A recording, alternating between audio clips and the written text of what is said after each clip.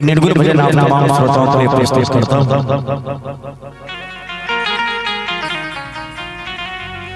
हर समय हंसावे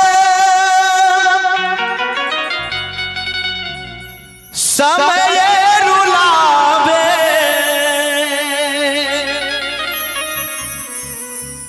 समय से बारे नहीं कोई ये भाई जी, आपन केहू नहीं हो। भैया ये समय बहुत बलवान होता है। समय आज तक किसी को नहीं छोड़ा। समय से बढ़ के कोई नहीं होता है। हर समय हंसावे समय रुलावे, समय से बारे नहीं कोई ये भाई जी, आपन केहू नहीं होई, आपन केहू नहीं होई ये भाई, आपन केहू नहीं होई। समय हंसावे समय रुलावे, समय हंसावे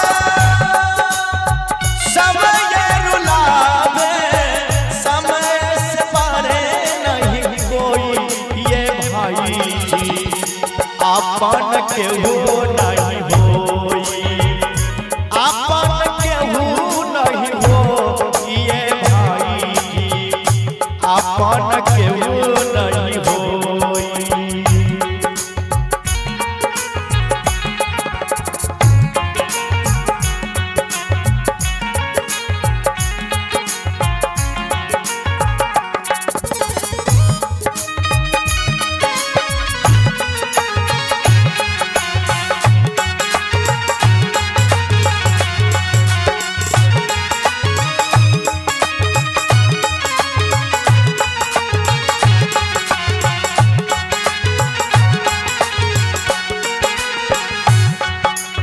समय परला रहे राजा हरिश्चंद्र के, बेचे परल ई लोगाई लोगाई, बेचे परल अपन लोगाई।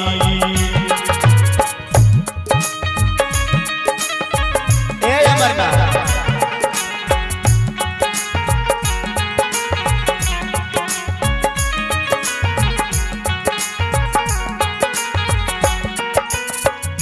रहे न कमी कबहू न धन के, बेचे कर जा चुकाई चुकाई, बेचे खुद कर जा चुकाई।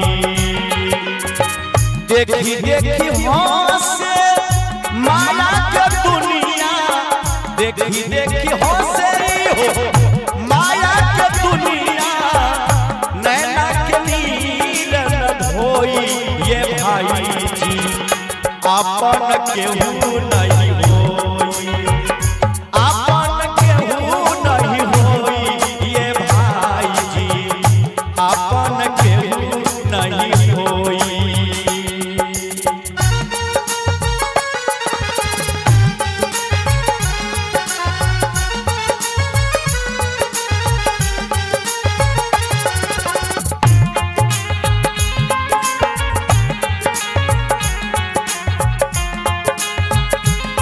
हाय हाय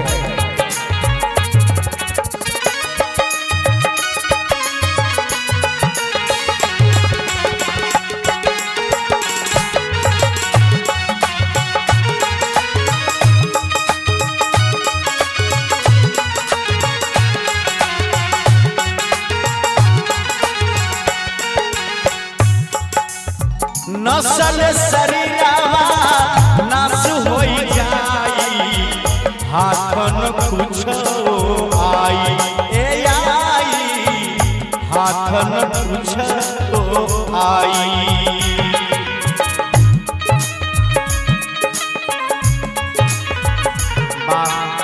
अहिना बजावत रहो। जल्दी आगे बढ़ जाए। केहू न जाने कब के करा के समय समय याद दिखाई समय समय याद दिखाई। बिरजू बाबाली शंभु मन में एहो कलर का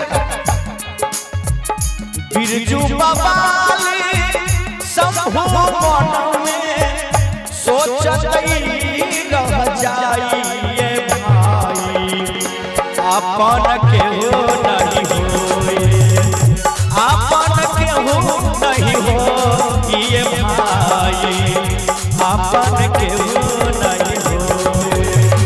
समय हंसावे समय रुआवे समय हंसावे